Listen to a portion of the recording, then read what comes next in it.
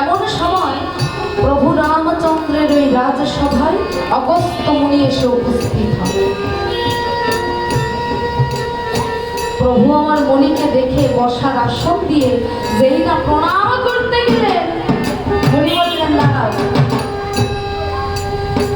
দাঁড়াও রামচন্দ্র, তুমি যে আমাকে প্রণাম করছো, আমি তো তোমার প্রণাম গ্রহণ করতে পারবো না।